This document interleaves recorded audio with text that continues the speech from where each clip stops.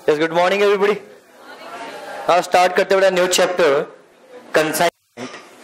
आप में से बहुत से स्टूडेंट्स इस चैप्टर को नहीं पढ़ा होगा और कुछ लोगों ने ही चैप्टर बेसिकली ये पढ़ा है।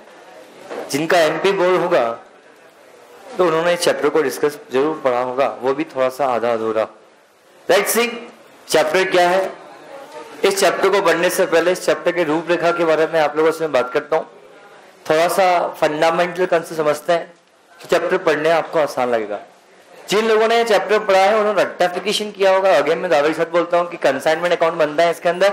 इस कंसाइनमेंट अकाउंट के अंदर ये खर्चे आते हैं, ये आइटम आते हैं, क्रेडिट साइड में ये आता है। दिस इज कॉल्ड एज क्या बन जाएगा? कंसाइनमेंट 8। Is it clear? अब ये सारी बातें हम ऑलरेडी डिस्कशन करके बारे में आप लोगों से मैं बात कर रहा हूँ बेटा कि ये डिस्कशन ऑलरेडी हम कर चुके हैं। ये चीजें हम आप लोगों ने डिस्कस किया था रिगार्डिंग, आपने बचपन में जब चैप्टर पढ़ा होगा तो ये बातें को डिस्कशन आपने की होगी, पर आपने क्या किया है कोई फर्क नहीं पड़ता है। हम इस चैप्टर को पढ़ने से पहले ये कंसाइनमेंट क्या होता है सबसे पहले इस वर्ड को हम समझेंगे। कंसाइनमेंट एक type of nature of business होता है। सो क्या बात कर रहे हो, हमें तो पता ही नहीं था। मैं एक बात करता हूँ, ध्यान समझना। मैं आप लोगों की बात करता हूँ। मान लो बिजनेस है, किस चीज का बोलो, आप किस चीज का बिजनेस करना पसंद करोगे बताओ? कॉस्मेटिक प्रोडक्ट के बारे में अपन यहाँ पे बात करते हैं। जैसे एग्जांपल मैं सेजल की बात करता हूँ। सेजल का बिजनेस जैसे एग्जांपल ब्यूटी प्रोडक्ट बनाने का इनका क्या है कि मैन्युफैक्चरिंग कंपनी है। और ये मैन्युफैक्चरिंग कंपनी है किस नाम से बताओ? कंपनी का नाम बोलो। सेजल नाम से? तो नाम बोलो प्रोडक्ट का, ब्रांड नाम बोलो। सरी सरी जरी तो ऑलरेडी एग्जिस्टिंग ब्रांड ऐसा है ना बेटा।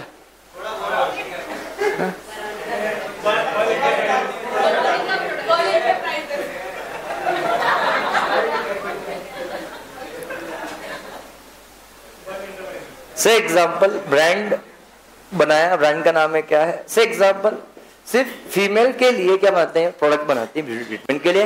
तो ब्रांड का नाम क्या देना? शी नाम है ब्रांड का नाम। क्या ऐसा पॉसिबल है? स्त्री। हाँ नाम अच्छा है तो ठीक है, स्त्री ठीक है बेटा, चलेगा, लिख दिया बेटा मैंने। तो ये प्रोडक्ट का नाम इन्होंने बेसिकली बोला कि इस ब्रांड नाम से हम क्या करेंगे, यहाँ पे हम काम करेंगे। That's it. अब इस ब्रांड नाम से इन्होंने प्रोडक्ट बनाया। लोकल ब्रांड था, अभी तक तो इंदौर के अंदर चला करता था और इंदौर में ब्रांड बहुत पॉपुलर हो चुका। इंदौर की लोकल जितनी मॉडल्स हैं वो भी इसी का प्रोडक्ट यूज करती हैं। Is it possible?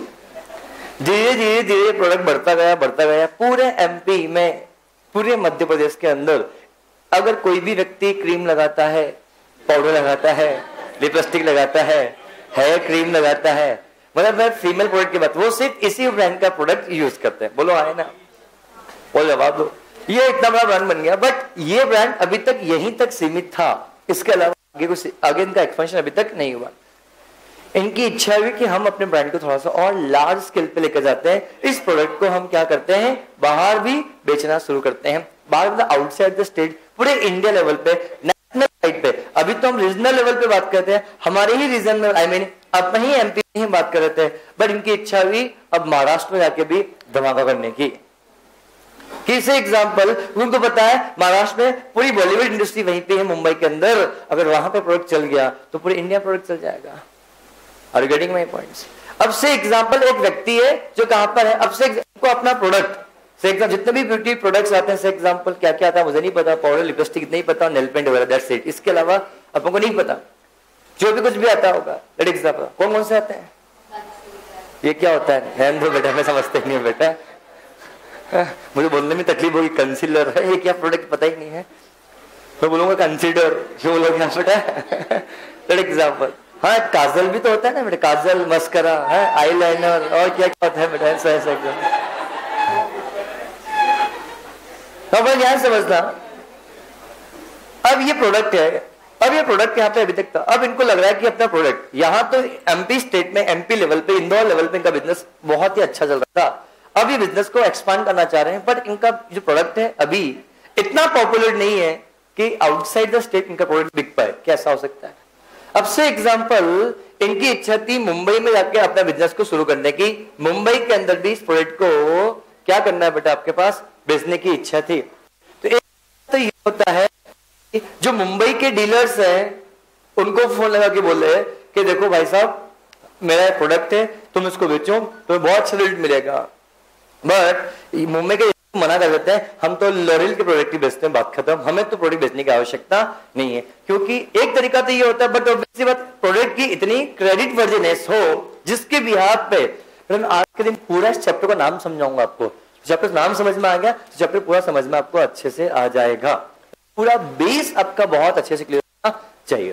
तो एक एक पॉइंट बहुत इंपॉर्टेंट होगा। तो ये कंसाइनमेंट प्रोडक्ट की बात कर रहा हूं, ये क्या है, nature of business, type of business की बात कर रहा हूं। तो इसे एग्जांपल मुंबई डीलर को कॉन्टेक्ट किया, मुंबई के डीलर ने मना कर दिया, हम तो आपका प्रोडक्ट नहीं बेच रहे, हम तो प्रोडक्ट आपका नहीं बेच रहे। तो एक तरीका तो ये होता है कि मुंबई के डीलर को पकड़ा और बोला कि देखो यार, बट ऑब्वियस सी बात है, मुंबई का डीलर पकड़ते हैं, उसको बोलते हैं, जो भी मुंबई डीलर होगा उसको बोलेंगे, जो वहां पर कॉस्मेटिक प्रोडक्ट का बहुत बड़ा डिस्ट्रीब्यूटर होगा उसको बोलेंगे, भाई साहब हमारी कंपनी का भी प्रोडक्ट है, हम भी ये सारे प्रोडक्ट बनाते हैं, किफायती भाव में हम बाजार में बेचोगे, आप बेचो, कस्टमर को भी फायदा मिलेगा और हम आपका मार्जिन भी अच्छा खासा रहेगा। पर डीलर ने भाव देने से मना कर दिया, डीलर बोला कि नहीं बेचने का। तो गुस्सा आ गया सेजल को। तो सी एग्जाम्पल, अब एक तरीका तो ऑप्शन ये था कि इन्होंने किसको सेल किया, डीलर को सेल किया, गुस्सा आया। दूसरा तरीका ये था, इन्होंने क्या किया, अपना ब्रांड का वहां पर आउटलेट खोल दिया। कहां पर, मुंबई के अंदर। तो क्या आप ब्रांड का आउटलेट वहां खोलेंगे तो क्या वहां पर इंफ्रास्ट्रक्चर डेवलप करना पड़ेगा, तो क्या वहां पे एडमिनिस्ट्रेशन एक्सपेंडिचर होंगे, वहां पे स्टाफ को मेंटेन करना पड़ेगा, स्टाफ की सैलरी, ब्रांडिंग करना। अब वहां पे नया ब्रांड है तो इस ब्रांड आउटलेट पे कौन आएगा जब तक लोग जानते नहीं होंगे। सब कुछ खर्चा करने के बावजूद, अगर मैं आपसे बोलना चाहूं, ये सारा खर्चा हो जाने के बावजूद भी इतना ब्रांडेड आउटलेट को उसने ओपन कर लिया, सब कुछ कर लिया, और करने के बाद भी दुकान पे कोई चढ़ ही नहीं रहा है, ऐसा हो सकता है। तो अल्टीमेटली क्या ये गुस्से में एक डिसीजन लिया, ये भी नुकसान हो सकता है। आपको ये पता है, एक तरीका तो ये है खुद जाके वहां दुकान खोल लें, एक तरीका ये है वहां पे किसी डीलर को अपॉइंट कर लें। इससे क्या होगा, इससे ये फायदा होगा आपको उस ब्रांड का, क्योंकि उस डीलर को ऑलरेडी उस लोकल मार्केट में, क्या मुंबई में सब लोग पहचानते होंगे, पहला। दूसरा, वहां ब्रांड आउटलेट खोलने के लिए खर्चा लगेगा नहीं। तीसरा, नए वर्कर को अपॉइंट करने की आवश्यकता नहीं होगी, बिकॉज ऑफ इस डीलर के अपने कुछ वर्कर होंगे। बेटा are you getting my point?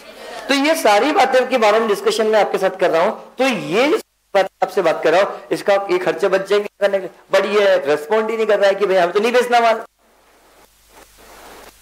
अब परेशान सेजल बोलते करें क्या यार, हम तो ऐसे तो हम बिजनेस नहीं कर पाएंगे। हम तो जो बड़े बड़े ब्रांड है, लॉरियल है, और कौन कौन से ब्रांड आता है, मैक, लैक्मी, और बस जो बस इतने ब्रांड आते होंगे।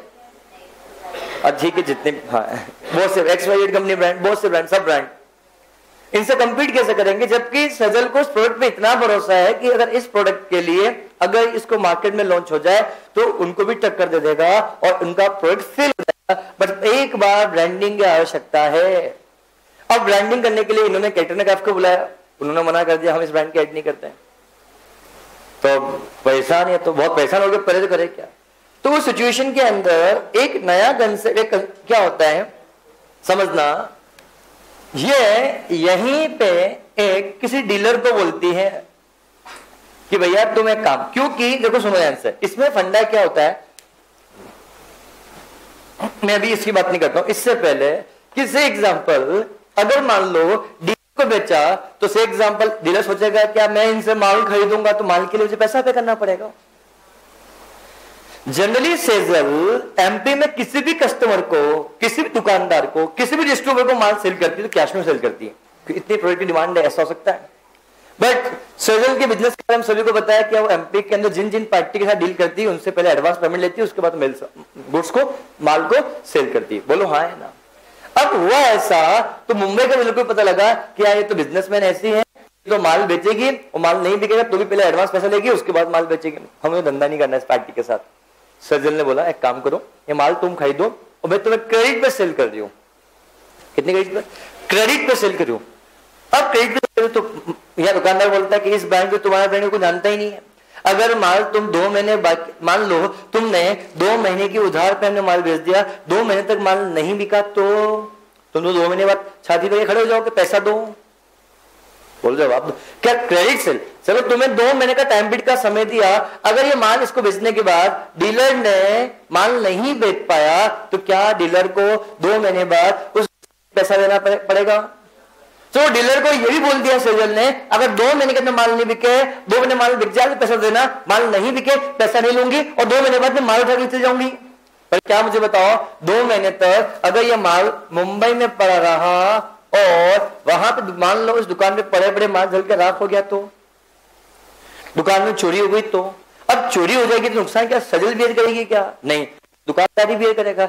दुकानदार बोलता है मेरे पास इतना अवेलेबल नहीं है, मुंबई की सिटी में रहता हूं मैं, एक एक जगह पर एक एक पाइप की क्या है कीमत है, मेरे तो इस बात से फर्क नहीं पड़ता है, मेरे को तो सीधी सी बात माल बेचना ही, क्योंकि तुम तो माल बेचने के बाद पैसा लोगे, अगर मैंने माल बेचा या माल नहीं बिका और माल मेरे यहाँ पड़े पड़े खराब हो गया तो फिर तो मुझे जेब से पैसा भरना पड़ेगा। ये व्यक्ति डर रहा है, ये व्यक्ति इनसे बिजनेस खरीदने के लिए माल खरीदने तैयार नहीं, तो क्या सजल तो हताश परेशान हो जाएगी। तो सेजल ने एक काम किया, इस डीलर को बोला कि डीलर एक का तो काम कर, तू मेरे बिहार पर यहां पर तू एजेंट के रूप में अपॉइंट हो जा और मैं तेरे को माल दे रही हूं, ये माल तेरे आने के बाद इस माल को तू सेल करना, इस माल को तू क्या करना, सेल करना, और माल सेल करने के बाद माल सेल करना, माल नहीं बिके टेंशन नहीं, मैं तेरे से पैसा नहीं लूंगी, और ये माल यहां पड़ा हुआ है, समझना ये माल यहां जो पड़ा हुआ है तो अपने गोडाउन रख। एजेंट ने बोला मैं क्यों रुकूं, माल तुम्हारा मैं क्यों रुकूं। एजेंट को बोला सेजल ने तुम इसके लिए काम करो, इस स्टॉक को बेचने के लिए एक नया स्पेस ले लो, एक काम करो, एक गोडाउन रख लो, उस गोडाउन में क्या करना बेच देना, उस गोडाउन में रखना, और गोडाउन में रखने का अगर किराया लगता है तो किराया मुझसे लेना, तुम तो इस गुड्स को बाजार में इतने में बेचो, बात खत्म। माल बिक जाए ना तो पैसा लाके मेरे को देना, माल नहीं बिके ना तो मुझे पैसा मत देना, बात खत्म, मैं यहां से माल उठा के लेके चली जाऊंगी। ऐसा किया जा सकता है? तो मुझे बताओ क्या ये भी तो टाइप ऑफ सेल है? इससे क्या होगा, एजेंट को अपॉइंट कर दिया और ये माल बिकेगा तो इसको पैसा देना पड़ेगा, दिस इज कॉल्ड कमीशन। अरे ये माल नहीं बिकेगा तो इसको कमीशन देने की आवश्यकता ही नहीं है, तो देखा है तो एक टेंशन ये फ्री हो गया, एक फिक्स एक्सपेंडिचर नामक चीज नहीं रहेगी, क्योंकि अगर खुद का स्टॉल यहां रखती तो क्या यहाँ पे एम्प्लॉय को अपॉइंट करना पड़ता, तो एम्प्लॉय को अपॉइंट करना पड़ता, तो भैया माल बिके ना बिके एम्प्लॉय को इस बात से फर्क नहीं पड़ता, एम्प्लॉय सैलरी लेगा हर महीने की, बोलो। तो इतनी सारी चीजें आपके पास है, इसके बारे में डिस्कशन में आपके साथ कर रहा हूं। तो फॉर एग्जांपल ये सारी बातें जब मैं आप लोगों से बात कर रहा हूं तो अल्टीमेटली क्या ये डीलर है, एजेंट है, एजेंट को बोला कि एजेंट एक काम कर, तू माल को बेच, बिक जाए पैसा आ जाए तो मुझे पता ना, अगर ये माल बिक गया और मान लो माल बिकने के बाद जिसको तुमने माल बेचा अगर उसने पैसा नहीं भी दिया ना तो नुकसान मैं बेयर करूंगी, तुम टेंशन मत लो, तुम तो मेरा माल बेचो, बात खत्म। रिगार्डिंग माय पॉइंट, तो क्या ये गुड्स यहां सेंड किया, किसको सेंड किया, डीलर को। तो ये इसको गुड्स नहीं बोलते हैं, टेक्निकल में से कहते हैं बेटा कंसाइनमेंट सेल किया। क्या किया बेटा, कंसाइनमेंट सेल किया। आपने कई बार आपके फैमिली में किसी का इंपोर्ट एक्सपोर्ट काम हो तो बोलते हैं कि कंसाइनमेंट आ रहा है, क्या बोलते बेटा, कंसाइनमेंट, कंसाइनमेंट एक लोड आ रहा है पूरे। तो ये जो कंसाइनमेंट यहां पर आ रहा है इसके बारे में मैं आप लोगों से यहाँ पे इस चीज के बारे में बात कर रहा हूं। क्या ये पॉइंट सभी को अच्छे से क्लियर है? तो मेरा कहने का मतलब यहां पर ये, क्या कहने का मतलब ये है कि ये कंसाइनमेंट सेल किया जा रहा है यहां पर। क्या ये पॉइंट सभी को क्लियर है? यहां तक के पॉइंट में किसी डाउट है किसी को? क्या जैसे कंसेप्ट इस चीज के बारे में डिस्कशन हमने आपके साथ यहां पर किया, क्या मैं आगे बढ़ सकता हूं? तो ये सारी कंसाइनमेंट बेसिस पे यहाँ पे सेल किया, ये अल्टीमेटली क्या माल यहाँ बिकेगा, माल बिकेगा पैसा आएगा, पैसा आएगा तो पैसा इसको देगा, माल बिकेगा, माल बिकने के बाद पैसा नहीं आया इसको पैसा पे नहीं करेगा। प्लस अगर इस माल को बेचने के लिए क्या खर्चे लग रहे होंगे, ये खर्चे भी जेब से भी नहीं करेगा, इस माल को बेचने के लिए जितने भी खर्चे लग रहे होंगे ये सारे खर्चे कौन पे करेगा, सेजल यहाँ पे क्या करेगी, पेमेंट करेगी। बस तो मेरा माल बेच, माल बेचने के बाद सीधी सी बात, माल बेचने के लिए जो भी खर्च लगेगा खर्चा मैं बेयर करूंगा। Regarding my points, it is a concept. ये जो ट्रांजैक्शन हो रहा है इस ट्रांजैक्शन को बेसिकली क्या कहा जाएगा बेटा, कंसाइनमेंट बेसिस गुड्स ट्रांसफर हो रहा है, जरा बोलो। और इस गुड्स को अल्टीमेटली क्या करोगे बेटा, यहाँ पे बेटा सर सेल करेगा। तो ये जो पूरा जो इवेंट हो रहा है, तो नाउ इससे काम नहीं बन पाया, इससे काम नहीं बन पाया, इन किसी से काम नहीं बन पा रहा था, इसलिए एक ऐसा नया एक ट्रांजैक्शन किया। तो क्या मुझे बताओ, यहां पे गुड्स सेल हो रहा है, बोल जवाब दो। तो ये जो ट्रांजैक्शन बेसिकली हो रहा है, इस ट्रांजैक्शन के लिए मैं आप लोगों से बात करूं, sir transaction is known as क्या बेटा, कंसाइनमेंट बेसिस पे ट्रांजैक्शन बेसिकली यहां पर हो रहा है। सबसे पहले तो मुझे बताओ इस नाम का मतलब क्या, आपको क्लियर हुआ अच्छे से बेटा आपके पास? This is a very important concept. क्या मैं आगे बढ़ सकता हूं? अगले कंसेप्ट के बारे में आप लोगों से बात करता हूं। अगला कंसेप्ट क्या होगा, बड़े ध्यान से आपको समझना।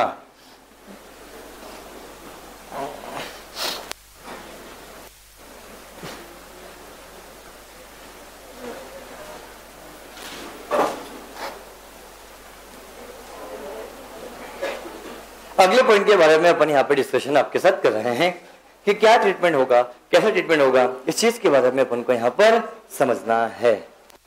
नाउ नेक्स्ट पॉइंट के बारे में जब मैं आप लोगों से बात करता हूं तो उस केस में ट्रीटमेंट क्या होगा, बड़े ध्यान से आप लोग समझें कि क्या ट्रीटमेंट होने जा रहा है।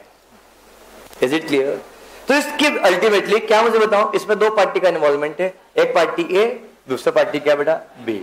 अल्टीमेटली ये इस व्यक्ति ने इस व्यक्ति को गुड्स भेजा, बेटा बोलो गुड्स क्या किया, सेंड किया। ये जो गुड्स सेंड है अल्टीमेटली क्या किया आपने, कंसाइनमेंट सेल किया। बोलो आपने क्या सेल किया, कंसाइनमेंट क्या किया, सेंड किया। तो कंसाइनमेंट में क्या जा रहा है, गुड्स, इसको बोलेंगे बेटा goods send to, goods send on consignment basis. आप समझ आए से बेटा, ये गुड्स है किसका वाकई में, इस पार्टी का। और ये तो सिर्फ क्या है देखा है, तो इस गुड्स का मालिक कौन होगा, ए होगा या B? A is the owner, B is the what, agent. बताओ गुड्स की ऑनरशिप किसके पास रहेगी? ऑनरशिप के बारे में जब मैं आपसे बात करता हूं, गुड्स की ऑनरशिप किसके पास होगी, इसके पास होगी। इसके पास होगी क्या, नहीं। क्या गुड्स की रिगार्डिंग रिस्क एंड रिवार्ड्स जो मिलेंगे किसको मिलेंगे, इसको मिलेंगे। और क्या होगा, इसको कुछ भी नहीं मिलेगा। अगर माल चोरी हो गया, माल जल के राख हो गया, माल में नुकसान होता है, तो नुकसान को कौन बियर करेगा, ये कोई बियर नहीं करेगा। इस गुड्स को बेचने के लिए अगर कुछ भी एक्सपेंसेस किए जा रहे हैं, एक्सपेंसेस कितने किए इस बात से फर्क नहीं पड़ता है, बियर कौन करेगा, ऑलवेज ऑनर बियर करेगा। अगर एजेंट ने एक्सपेंसेस बियर किया है तो भैया एजेंट अपना पैसा इससे वसूल होगा, किससे, ऑनर से पैसे वसूलेगा। क्या ये पॉइंट सभी को अच्छे से क्लियर है? It is the concept of the बात की रिगार्डिंग किसके लिए बेटा हमने यहाँ पे इस चीज के बारे में आप लोगों से बात किया। क्या ये पॉइंट सभी को अच्छे से क्लियर है? क्या मैं आगे बढ़ सकता हूँ? ये पॉइंट डिस्कशन हमने किया, ये ऑनर है नाउ। और इसको टेक्निकल टर्म में हम क्या बोलते हैं, जो ऑनर है इसको कहा जाता है टेक्निकल टर्म में कंसाइनर कहा जाता है, और इसे क्या जाएगा, कंसाइनी कहा जाता है।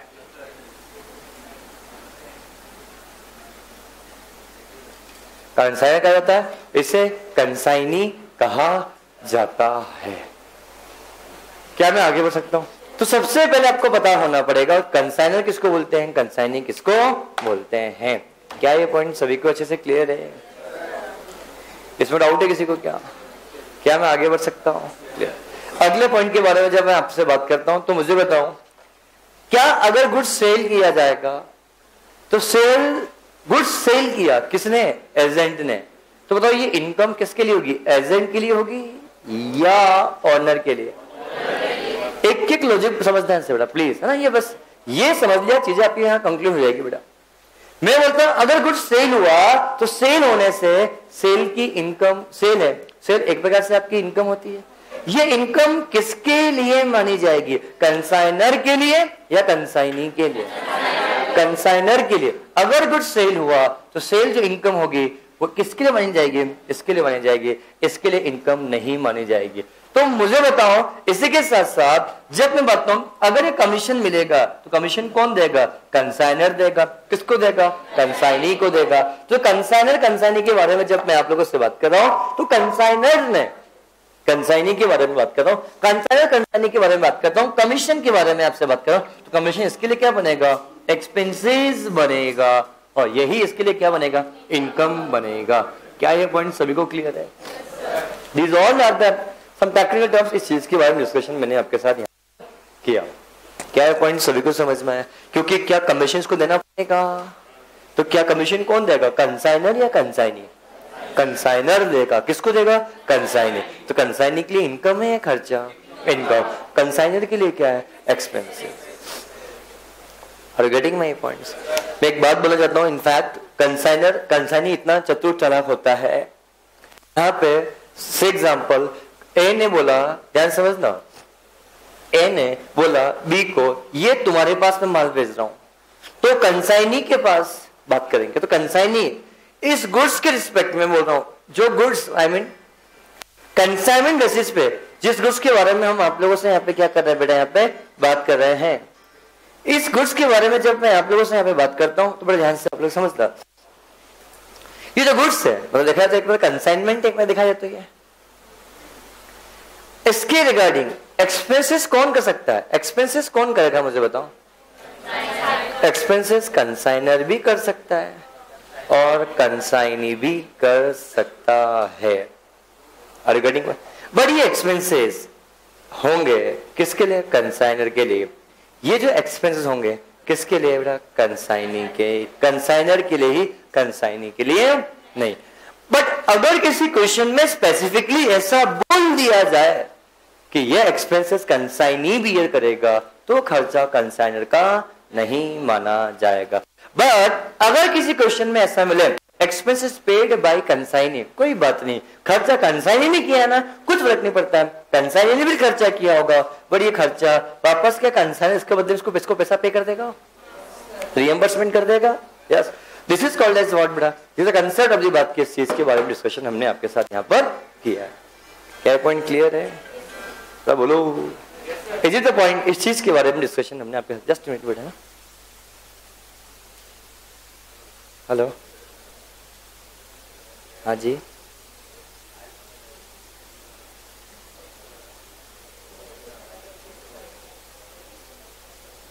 हाँ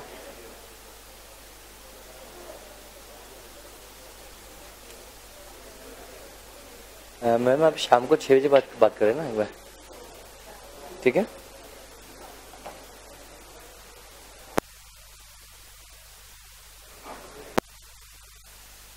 हेलो, नाउ हम यहाँ बात करें रिगार्डिंग इस चीज के बारे में बात करें तो अल्टीमेटली खर्चा किसने किया? कंसाइनर ने, कंसाइनर ही बियर करेगा। खर्चा किसने किया? कंसाइनी ने। कौन बियर करेगा? कंसाइनर ही बियर करेगा। और रिगार्डिंग माय पॉइंट्स, तो इस चीज के बारे में अपन यहाँ डिस्कशन आपके साथ हम यहाँ पर कर रहे हैं। क्या पॉइंट सभी को अच्छे से क्लियर है? बोलो clear? These are the point. इस चीज के बारे में डिस्कशन हमने यहाँ पे किया। पर किसी क्वेश्चन में स्पेसिफिकली बोल दे, क्या बोल दे कि वो जो खर्चे कंसाइनी ने किए ये खुद ही बियर करेगा, तो इसे कंसाइनमेंट के एक्सपेंसेस कंसीडर नहीं किए जाएंगे।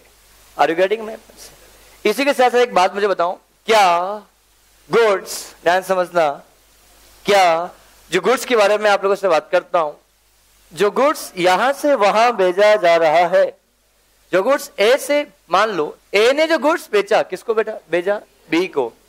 उस गुड्स की कॉस्टिंग रुपीज कितना था बेटा? 500। कितना बेटा? 500। अब क्या बोलना चाह रहा हूं कि कंसाइनर ने, ऑनर ने जो गुड्स किसको भेजा बेटा? कंसाइनी को भेजा। इस गुड्स की उसकी कॉस्ट कितने रुपीज की थी? तो क्या यहां से माल वहां फ्री में जाएगा? क्या भाड़ा लगता है, इंश्योरेंस लगता है, खर्च लगता है, समझना।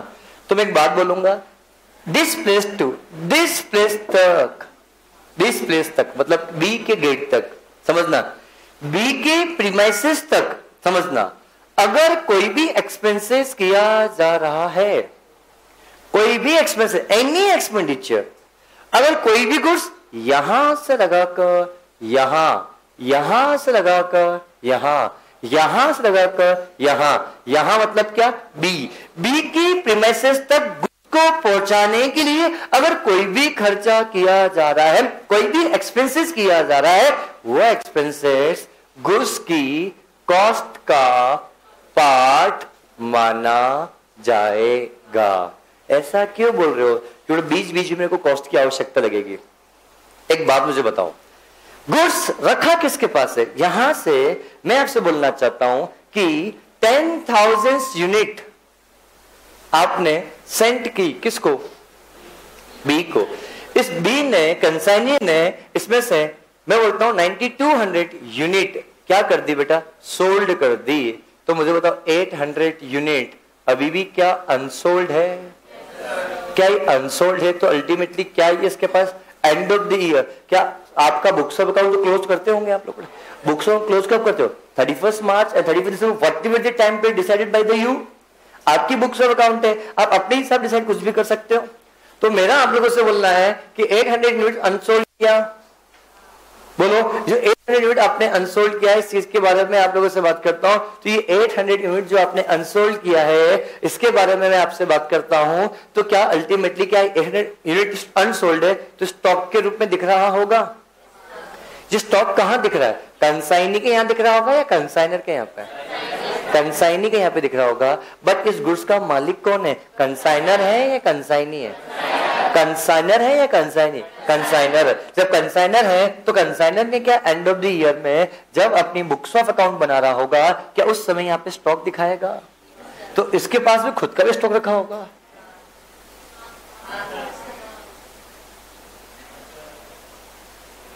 ध्यान कहीं और है, ध्यान से ना, ध्यान समझना। यहाँ पे खुद का भी स्टॉक है, खुद का स्टॉक भी होगा, प्लस स्टॉक विथ कंसाइनी भी रखा हुआ होगा, उसको भी आपको शो करना पड़ेगा। इतना इन डेप्थ नहीं आएगा, बट मैं हर एक चीज की लॉजिक कंसेप्ट की बात कर रहा हूं। क्या जो स्टॉक इसके पास रखा, क्या वो भी स्टॉक आप ही का है? क्या जो स्टॉक आपके पास खुद के पास रखा वो भी स्टॉक आप ही का है? ये तो आप अपनी कॉस्ट पे शो करोगे। कॉस्ट और एनआरवी, नया वर्ड आ गया। कॉस्ट समझते हो, जितने बार परचेज किया हो कॉस्ट। एनआरवी का मतलब क्या होता है? Net realisable value. सही, नेट रियलाइजेबल वैल्यू क्या होती है? जो भी गुड्स की सेल प्राइस होती है लेस एक्सपेंडिचर सेल करने के लिए। जो स्टॉक आपके पास रखा हुआ है, सुनना ध्यान से, जो स्टॉक आपके पास रखा हुआ है, समझना, एक एक पॉइंट इंपॉर्टेंट है। जरूरी नहीं जो पॉइंट में बता रहा हूं इस चैप्टर में काम है, ये पॉइंट किसी और चैप्टर में भी आपके लिए काम में आ सकता है। बड़ा ध्यान समझना। ऐसा नहीं कि हम ये पढ़ा रहे हैं तो ये चीज यही काम आएगी। मैं अकाउंट्स पढ़ा रहा हूं, अकाउंट्स में कोई भी चीज किसी भी चैप्टर के साथ काम में आ सकती है, तो लॉजिकल पढ़ो। ऐसा नहीं कि इस केस में पढ़ लिया रट लिया ये चीज आएगी, दैट्स इट। नहीं, मैं पूरा चैप्टर में एक दिन में सिर्फ आपको सिर्फ कंसेंट मीनिंग को समझा रहा हूं। तो सोचो ना बेटा इससे क्या फायदा मिलेंगे मुझे बताओ। मेरा तो एक दिन का लॉस है मेरे लिए। तो मैं सिर्फ चीजों को कंसेप्ट बता रहा हूं कि चीज का कंसेप्ट का मतलब क्या होता है सबसे पहले आपके लिए। तो बड़े ध्यान से आप लोग समझना। मेरा आप लोगों से बोलना है कि जो नेट रियलाइजेबल वैल्यू होगी और कॉस्ट विच एवरेज लोअर पे शो किया जाता है, और बचपन में पढ़ा भी होगा, गुड्स को कॉस्ट और एनआरवी विच लोअर पे शो किया जाता है because of conservative approach. Regarding my points, मैं वापस रिपीट कर रहा हूं ध्यान से बेटा। आपके पास बैलेंस शीट में जो स्टॉक दिखता है, जो गुड्स की कॉस्ट है, लेट एग्जांपल 10,000 रुपीज। अगर ध्यान से मैं लॉजिक बता दूंगा इसके लिए, एनआरवी है कितने रुपए की बेटा? 12,500 रुपीज की। आप इसको ऑलवेज विच एवरेज लोअर प्राइस पे शो करते हो। बचपन से आप पढ़ते आ रहे हो, रटते आ रहे हो, बट आपको लॉजिक नहीं पता होगा इस चीज के बारे में। बस टीचर ने बोल दिया प्रूडेंस कंसेप्ट, टीचर ने बोल दिया कंजर्वेटिव, बस इसका यूटिलिटी क्या है पता है क्या आप लोगों को? सिर्फ ये पढ़ लिया कि कॉस्ट एनआरवी विच लोअर पे शो करता है। या तो सीखा होगा कॉस्ट पे शो करता है। क्या सीखा है? कॉस्ट। तो स्टॉक ऑलवेज शो कॉस्ट और एनआरवी विच इज लोअर। क्यों आप कभी कभी ऐसा भी कभी काम ही नहीं पड़ा होगा आपका एनआरवी का? सब बेटा यार क्यों आप क्वेश्चन में ऑलवेज क्या होती है? कॉस्ट ही क्यों होती है? इसलिए कॉस्ट पे शो करते हैं। अगर आपके पास किसी क्वेश्चन के अंदर गुड्स की कॉस्ट भी मिल जाए, एनआरवी मिल जाए, तो विच एवरेज लोअर पे शो करना, कॉस्ट पे शो मत करना। बचपन से पढ़ते हैं कॉस्ट पे शो करते, कॉस्ट पे नहीं, विच एवरेज लोअर। व्हाई? लॉजिक की बात करेंगे, क्या समझना। आप बचपन से पढ़ते आ रहे हो कि वन मोर थिंग, बट जब आपके पास क्वेश्चन में एनआरवी अवेलेबल नहीं है, किस पे शो करोगे? कॉस्ट पे शो करोगे। अरे जब आपके पास गुड्स की एनआरवी अवेलेबल नहीं है, सिर्फ कॉस्ट ही अवेलेबल है, तो किस पे शो करोगे? कॉस्ट पे शो करोगे। तो ऐसा क्यों किया जाता है कि गुड्स को कॉस्ट और एनआरवी विच इज लोअर पे? Because of conservatism approach. कौन से अप्रोच बना? Conservatism approach. कंजर्वेटिव अप्रोच क्या बोलती है? फ्यूचर में होने वाले लॉसेस को आज रिकॉर्ड कर लो, फ्यूचर इनकम को आज रिकॉर्ड मत करो। अरे यार, तो जब मैं आपसे बोलना चाहता हूं, क्या एक बात बताऊं, स्टॉक आपकी, क्या स्टॉक जो होता है मैं उसके बारे में आपसे बात करता हूं, क्या स्टॉक आपका ट्रेडिंग अकाउंट में शो होता है? समझ आया आंसर बेटा? मैं इसी एग्जांपल की बात कर रहा हूं। कॉस्ट कितने रुपए की है? 10,000। एनआरवी कितने रुपए की है? 12,500। अगर मैं यहां पर ट्रेडिंग अकाउंट बनाता है 1 मिनट के लिए, तो जो मैं ट्रेडिंग अकाउंट यहां बनाऊंगा, ये आपका पी&एल बन के आएगा। यहां पे एनपी आता है, यहां पे जीपी आता है। क्या ये जीपी यहां पे आता है और ये जीपी में कुछ इन सब खर्चों को माइनस कर दे, फिर आपका ये एनपी आता है। अगर आपका जीपी बढ़कर आएगा तो क्या आपका एनपी बढ़कर आएगा? अगर जीपी आपका कम होकर आएगा तो क्या नेट प्रॉफिट कम होकर आएगा? अगर नेट प्रॉफिट कम होकर आ रहा है तो आपकी क्या इनकम कम होकर आ रही है? अगर आपका नेट प्रॉफिट बढ़कर आ रहा है तो क्या इनकम आपकी बढ़कर आ रही है? और जबकि कंजर्वेटिव अप्रोच क्या बोलती है? आपकी इनकम कम से कम आए चलेगी। मतलब खर्चे फ्यूचर में होने वाली को क्या करो मत रिकॉर्ड करो, पर फ्यूचर में होने वाले खर्चे लॉसेस को आज रिकॉर्ड करो। क्या कंजर्वेटिव अप्रोच बोलता है? अगर मैं बोलता हूं कि मेरे पास स्टॉक, लेट एग्जांपल कितने रुपए का? 10,000 का ही है, एनआरवी अवेलेबल ही नहीं है, तो हमने स्टॉक कितने पे शो कर दिया? यहाँ पे बाय क्लोजिंग स्टॉक कितने रुपए से बेटा? 10,000। बात ही खत्म। बट अगर मेरे पास एनआरवी भी अवेलेबल है, किस पे शो करेंगे? एनआरवी व्हिच इज लोअर पे। हम अगर यहां पे व्हिच इज लोअर पे ही शो करेंगे, 12,500 रिकॉर्ड नहीं करेंगे। ऐसा क्यों? क्योंकि 10,000 की जगह अगर मैं यहां पर 12,500 रिकॉर्ड करूंगा, तो क्या मेरा क्रेडिट साइड बढ़ जाएगा?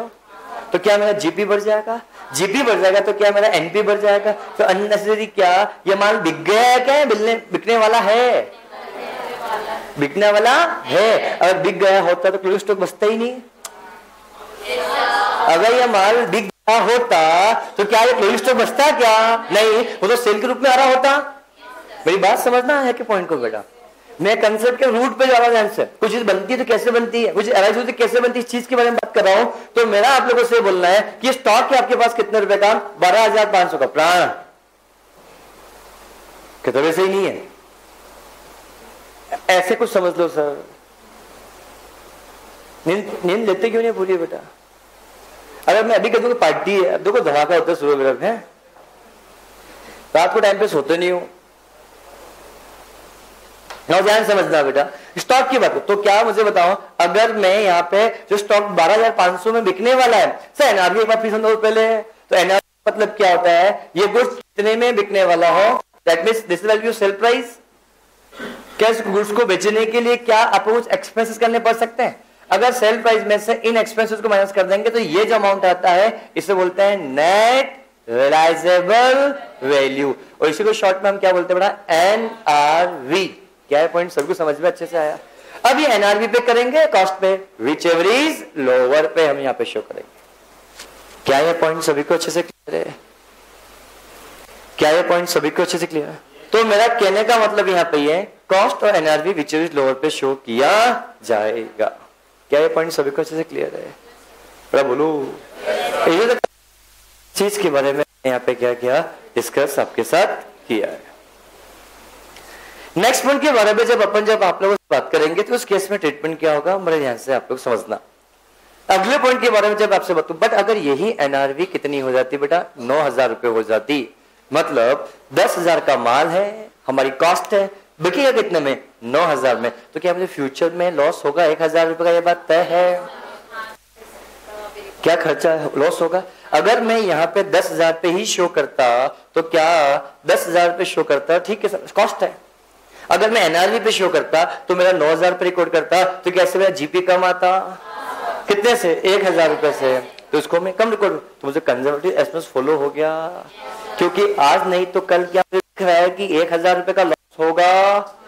हाँ या ना, ये मेरा लॉस होगा। इसलिए कहा जाता है स्टॉक को कॉस्ट और NRV which ever is lower price पे शो किया जाता है। यस प्लीज, एक बार और ध्यान समझना बेटा। क्या अगर स्टॉक को बेटा अगर मैं 10 पे ही शो करता तो जितने का उतने भी शो होता? क्या अगर मैंने स्टॉक यहाँ पे 10,000 की जगह पे बेटा 9,000 पे रिकॉर्ड कर दिया तो क्या मेरा क्रेडिट साइड कम हो गया?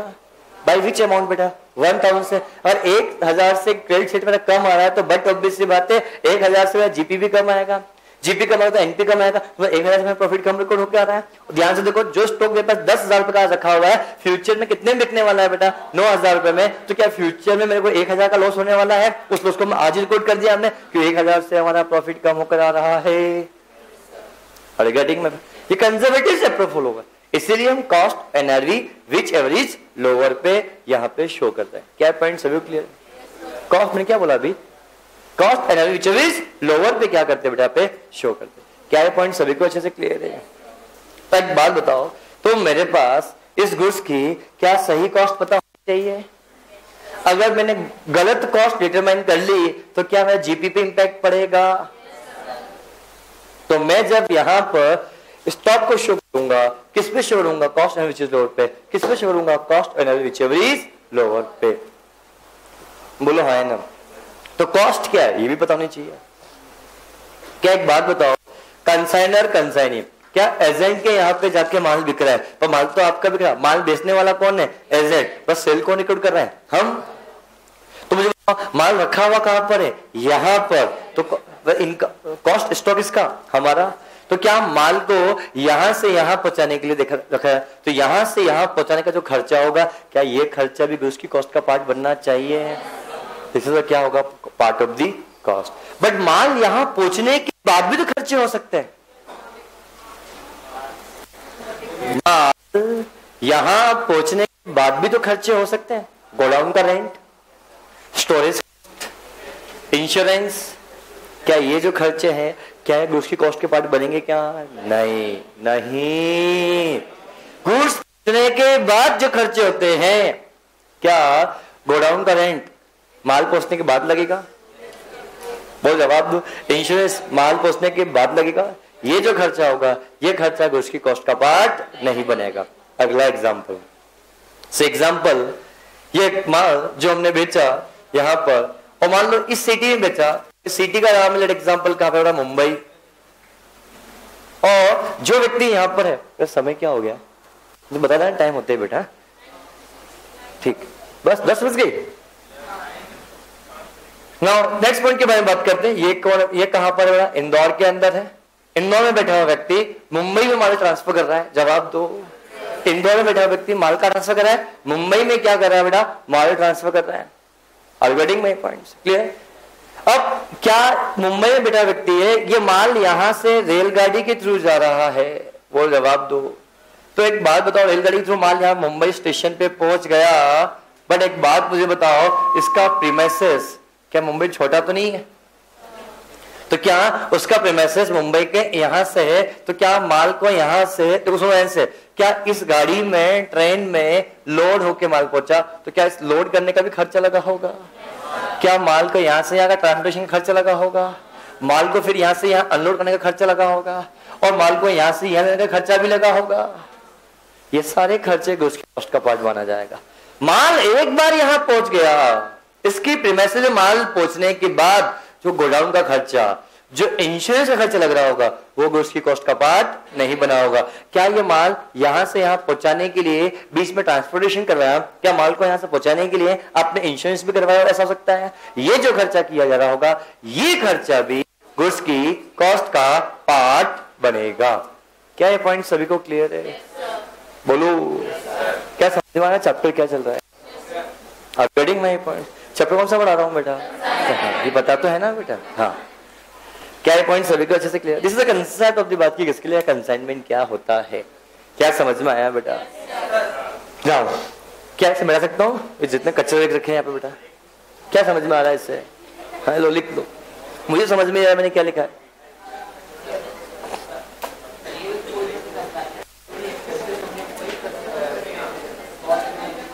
नहीं यार, ये लगता है ठंडा होता है। देखो आपका ये बोलना है, ध्यान समझना, पहले पढ़ा होगा कंसाइनमेंट क्या, हाँ इसीलिए हमने वर्ड यूज किया है बेटा, समझना बेटा। अगर सुनो ऐसे, मैं क्वेश्चन, इनका क्वेश्चन था, मैं क्वेश्चन आपको दोहराना चाहता हूं। आपका ये बोलना है, क्योंकि टीचर ने आपको ये बताया होगा कि कंसाइनर जितने भी खर्चे किए वो सारे खर्चे गुड्स की कॉस्ट का पार्ट बनता है। क्या ये अगर मैं लाइन वर्ड यूज करूं, समझना समझना क्वेश्चन की गहराई मेरे समझोगे। कंसाइनर जितने भी खर्चे किए जाते हैं गुड्स की कॉस्ट का पार्ट माना जाता है। क्या इस बात सभी लोग एग्री करते हो? Sir is no. क्या अगर मान लो ये गोडाउन का खर्चा भी कौन कर रहा है? कंसाइनर। क्या गुड्स की कॉस्ट का बन जाएगा? आपका बोलना है।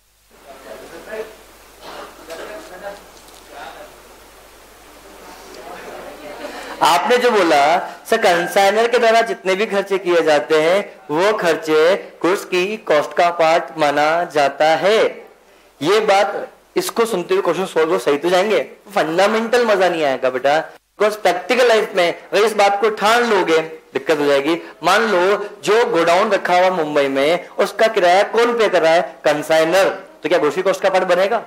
आपका बोलना है अभी कंसाइनर के द्वारा जितने भी खर्चे किए जा रहे हैं वो गुड्स की कॉस्ट का पार्ट बनेगा। दूसरी बात क्या, अब दूसरी बात इस आपका अभी ये बोलोगे सर कंसाइनी के द्वारा जितने भी खर्चे किए जा रहे हैं वो गुड्स की कॉस्ट का पार्ट नहीं बनेगा, ये बोलना होगा फिर अभी ये गलत। अगर मुझे बताओ क्या ये माल यहां से जो यहां पे गया इसने बड़ा का पेमेंट नहीं किया, भाई ट्रांसपोर्टेशन चार्जेस इसने पे कर दिया, क्या गुड्स की कॉस्ट का पार्ट बनेगा? क्या कभी कभी ऐसा हो सकता है कि माल यहां से रख रहा हूं, माल तुम उतार लेना और जो भी भाड़ा मिले तुम पे कर देना, तो क्या खर्चा किसने किया? पे किसने किया? कंसाइनी ने। क्या गुड्स की कॉस्ट का पार्ट बनना चाहिए? अब बोलो किसने कहा नहीं बनेगा? ये आपने बोला, मेरा नहीं बोलना है। मैं वो फिर बोल रहा हूँ बेटा, अगर आपने 11th में चैप्टर पढ़ा हुआ है तो साइड में मैं फिर बोलता हूँ कि आपने चैप्टर पढ़ा हुआ रेक्टिफिकेशन किया, क्योंकि से एग्जांपल आपका बोलना है सर कंसाइनर ने जो खर्च उसकी कॉस्ट का पार्ट बनेगा, जो खर्चा किया उसकी पार्ट नहीं बनेगा। गलत। मैंने एक वर्ड यूज किया, मैंने सिर्फ बोल रहा हूं कि प्रीमाइसेस तक पहुंचने के लिए जितने खर्चे लगेंगे वही गुड्स की कॉस्ट का पार्ट बनेगा। Whether expenses incurred by the consignor, whether expense incurred by the consignee irrelevant. क्या कभी कभी ऐसा नहीं होता है क्या? मुझे बताओ, लेट एग्जांपल, बहुत सिंपल सी बात है। आप कहां के रहने वाले हो? मेहर के रहने वाले हो? वाह यार बहुत अच्छी खबर है तो बेटा यार, ग्रेट यार। पता मेहर का नाम सुना आपने बेटा? बहुत मतलब वहां बहुत बड़ा मंदिर है, बहुत अच्छा मंदिर है, सरस्वती माता जी का वहां पे। तो मतलब सरस्वती माता के तो शादा है। क्या बात कर रहे हो बेटा यार?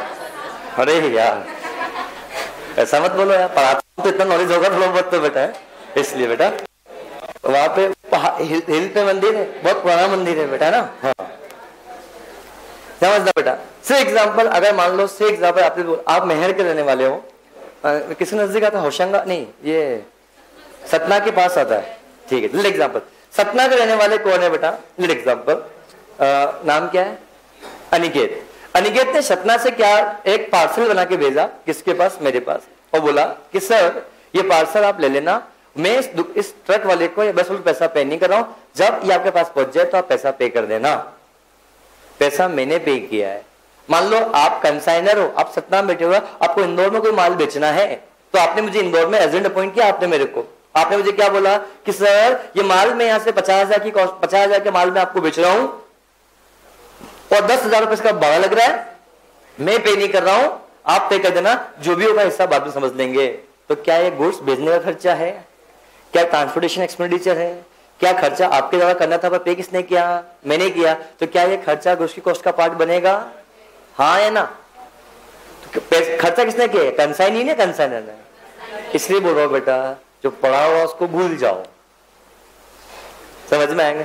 देखो अब इसलिए क्योंकि यहां फंसोगे उस चीज को लेकर, इसलिए बेटा आर यू गेटिंग? मैं एक भी चीज इससे बोलूंगा ये फंडा समझो, और बट ऑब्वियस बात है यहां तक का पहुंचना ये अल्टीमेटली आपका प्रीमिसेस बन जाएगा। यहां से माल बिक रहा है, दैट मींस यहां तक का खर्चा क्या होगा? उसकी कॉस्ट का पार्ट बनता है, इसके बाद का खर्चा उसकी कॉस्ट का पार्ट नहीं बनेगा। क्या पॉइंट सभी को समझ में अच्छे से आया? बेटा बोलो नाउ। ये कुछ बातें थी बेटा कंसाइनमेंट के रिगार्डिंग, अभी भी कुछ बातें मेरे मन में अधूरी हैं, जो कल सूर्य के 10 मिनट तक समझाऊंगा, उसके बाद इस चैप्टर के बारे में आप बात करूंगा। आज के लिए इतना ही। आपका दिन शुभ रहे।